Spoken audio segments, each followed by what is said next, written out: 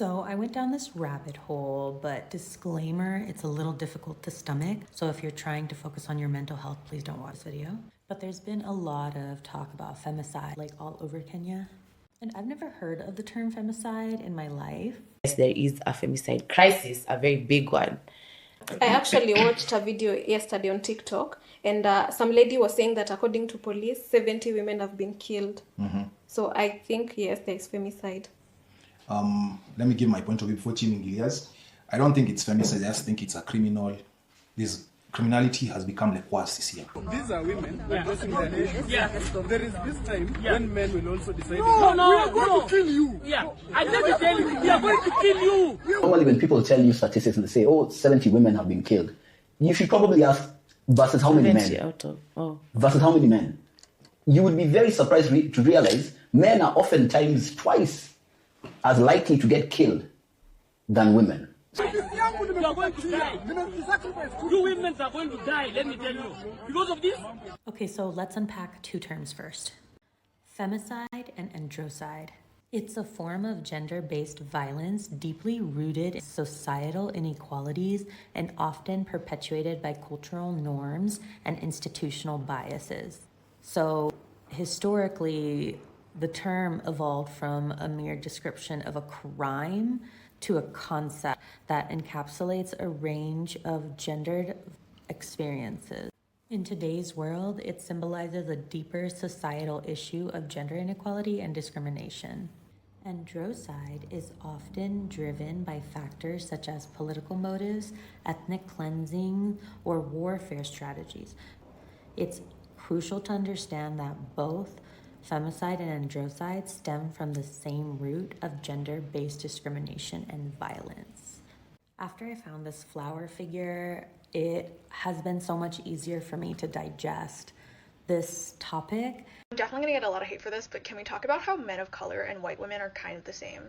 The fact that so many of y'all keep on tagging me in this damn video as if I disagree, to me, it speaks volumes, right? All she's saying is that white men and black men are oppressed oppressors. That's simple. Intersectionality is literally the study about how different systems of oppression are intersected and interconnected. In simplistic terms, intersectionality is literally birthed out of black women being marginalized by both white women and black men. And they were saying exactly what that young woman was saying, that us black men love to center our masculinity and our maleness when it comes to dealing with racial dialogue, and how white women love to center their whiteness and their femininity when it comes to dealing with feminism and womanism. That's some oppressor-ass shit. In conclusion, only a hit roof hollers, and usually the one that roofs is the one that it hit, you know? You involved in a racist party? No, we're not a racist country, Brian. I was a brown girl in a black and white world. We faced discrimination and hardship. We've never been a racist country. Dad and I stopped by the local produce market. As he was putting his produce in his basket, I noticed something start to happen. The couple working at the market was getting nervous. They were whispering, and then they got on the phone. A few minutes later, 2 uniformed police officers showed up. And take it from me, the first minority female governor in history, America is not a racist country. At Thanksgiving, someone had the bright idea to give me the role of Pocahontas in the school play. Did they realize I wasn't that kind of Indian? America is not a racist country. We were the only Indian family in our small southern town. I was teased every day for being brown. I was disqualified from a beauty pageant because I wasn't white or black, because they didn't know where to put me. We've never been a racist country. So when I was Wikipediaing this woman, Diana Russell, her name kept showing up. So I decided to look into who the heck she is. And Diana Russell's journey begins in South Africa. I had a lot of friends in Africa. Jumbo! What? So because of that exposure to an apartheid regime, she was able to understand institutionalized and racial segregation and discrimination earlier on in her life. And that reminded me of this one girl. I've been wanting to ask you a question for a long time. When we all came here, it just took to me. You like me very much, I can see, and I like you. But I know you are a South African, and I'm an African. But why is it that out here you are very friendly towards me, but down in South Africa, you don't do the same towards the Negroes that are living there? Can you tell me? Well, it's the whole setup. I mean, South Africa, we have a pattern of life which is different to any other country in the world. Because you have the white populations, and which came to the country in 1652, and they are much more highly developed, coming from Europe with European backgrounds and traditions. And they have developed the country and have developed a highly civilized community, whereas the Negroes, the Bantu as we call them in Africa, in South Africa, is primitive, on a very primitive level. And the barrier in South Africa isn't so much color as civilization and economically. So what I learned about her basically is that she was the woman who organized the first international tribunal on crimes against women. And then I saw like where she got her inspiration from. Her inspiration came from this guy called Bertrand Russell. This tribunal was held in the 1960s to expose and investigate war crimes committed during the Vietnam War. And I saw this image on that page of a 9-year-old being used as an exhibit for these horrible things. And it makes me so sad because this just reminds me of the snake charmer painting. Naked boy stands with his back to us, a huge python coiled around his waist and over his shoulder, while an elderly musician sits off to one side.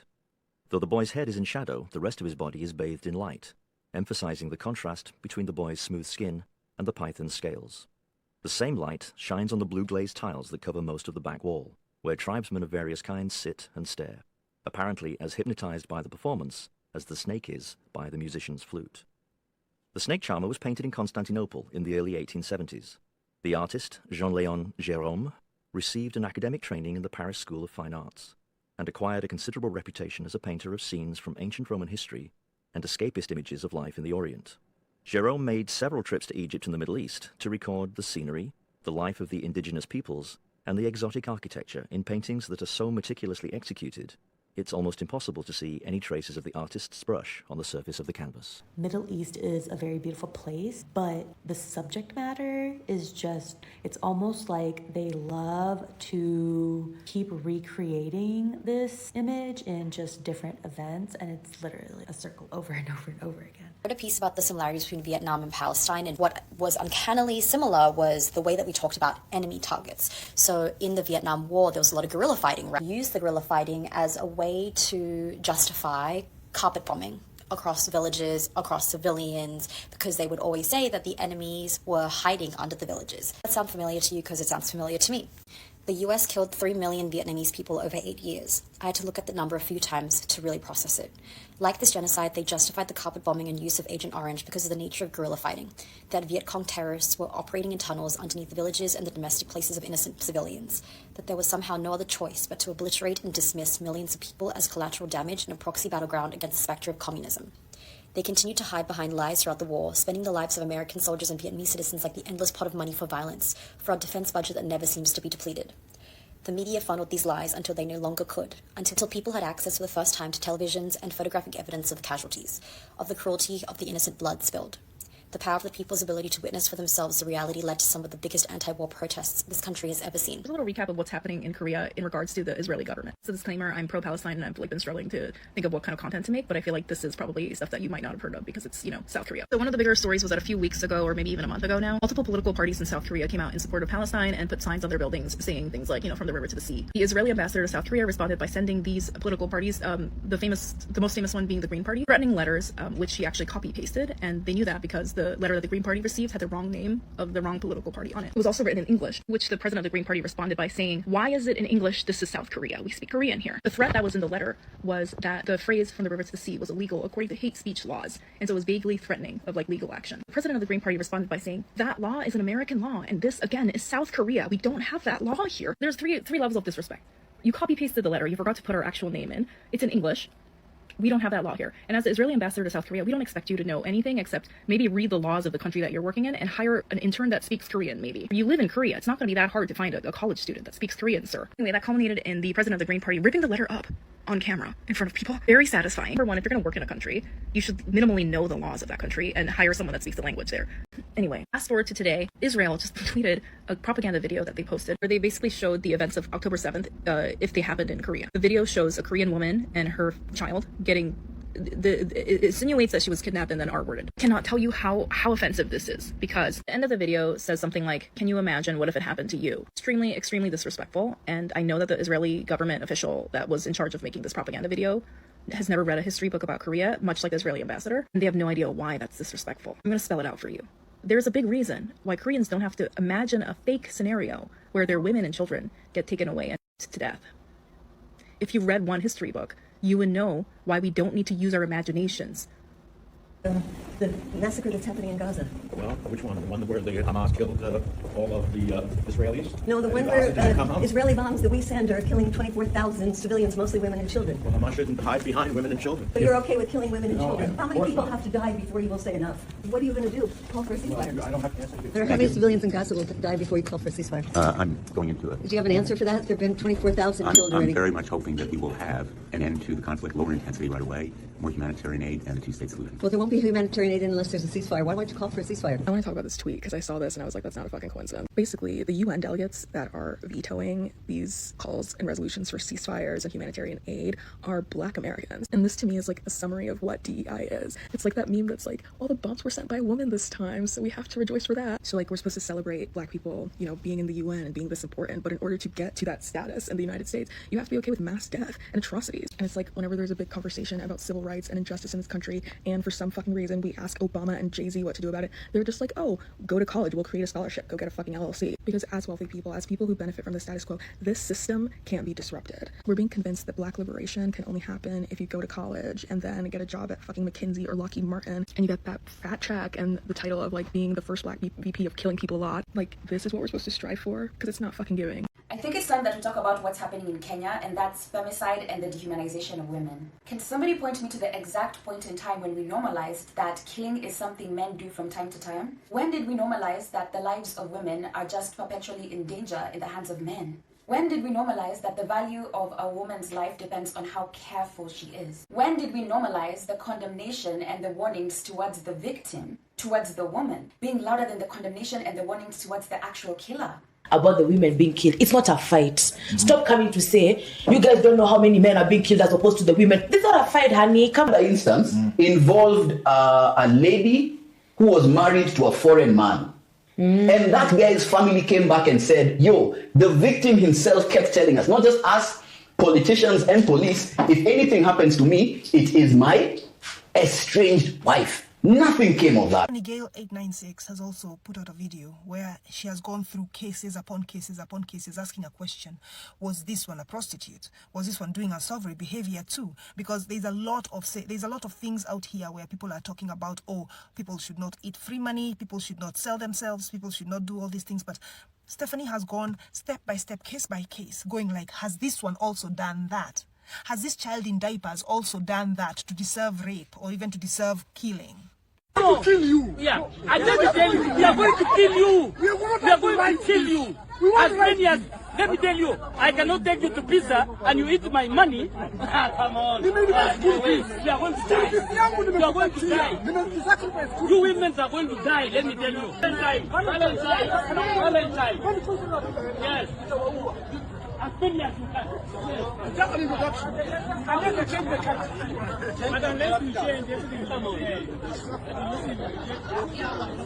And these harmful stereotypes are like the reason why a lot of men don't fully understand the orange peel theory. Have you heard of the orange peel theory? It's about how peeling an orange is a simple task, right? And some people don't have a problem peeling their own orange, but some people don't really like to do it, whether your hands get sticky, whatever. So it's about asking someone to peel an orange for you, and based off their response, you can learn a lot about a person. So some people will be like, yeah, sure, like, no problem, and they'll peel it for you, but some people look at you and be like, bro, like, it's just a fucking orange, like, you do it, you know? And it just goes to show, like, it'll show you how much a man is willing to do for you, like, you know, because it's something simple that obviously he knows you can do it, but it'll translate, like, the love they have for you, like, okay, like, yeah, I'll peel this for you, like, don't worry about it, you know, as opposed to maybe if they respond like, oh no, like what then in the future when you ask them to do something else, is that how they're gonna respond? Because if they couldn't fucking peel an orange for you, what are they gonna say when you ask them to build your furniture, or when you ask them to fucking build a house, literally, or ask them oil change or some bullshit, you know, like so it's that's a dating tip. Period. Dating tip. Hey, make a motherfucker peel your orange in more ways than one. That's also why you'll see some people who are in government not understanding the orange peel theory. So because they don't understand this orange peel theory, it's not something that's in their priority. So if a topic that is mostly concerning women and the increases of a woman being hurt or being put in a position of being seen as a subhuman, other women are quick to jump in and say what you are talking about is not something we need to discuss here because this is a private matter for women only. Kenyan woman politician went to parliament with a fake period stain as a protest but was ejected. Gloria Oroba was asked to leave the parliament after she arrived in white trousers stained with fake menstrual blood on Tuesday, February 14th. Oroba has been pushing for a bill to provide free sanitary pads to people who can't afford them, also known as period poverty. The period stain, which had actually been artificial coloring, had been part of her efforts to raise awareness around the issue. 65% of Kenyan women are unable to afford sanitary products, according to a 2020 study. Others have to resort to using toilet paper or pieces of blanket or cloth as substitutes, or even having sex to pay for period products, according to a 2015 study. The lack of access to menstrual products is also forcing young girls to miss school every month out of shame. I find it very uncomfortable, very inappropriate for our colleague, Senator Gloria, to step in and, you don't understand if she's on the normal woman cycle or it is faking it, and it is so indecent because these are natural things that as women we go through. I just want to know, while we are discussing this issue that is not even in the order paper, is it because senators are not women who have periods? I want to know, because then maybe I shouldn't be in this house because I have periods, Mr. Speaker. I'm not asking you to leave because you're out of order, but I'm asking you to leave so that you go change and come back with a cloth that is not stained. We appreciate you. Kindly proceed to go change and come back to the chambers. Next order. But if that's the case and women can only have conversations about women things in private, then how are men, the people who are a majority of the time running governments, supposed to learn about women and the rights and the laws that women need in order to keep them safe in their society as well? That's why the master's tools will never dismantle the master's house, particularly in the context of feminism and women's issues. It's important when electing officials, we are urging ourselves to critically examine who is creating the solutions and who is pushing their inherent biases. Because as the men who are yelling at young little girls, they're yelling at them saying, if you want change, you're going to have to change the whole culture. You're going to have to change the whole system.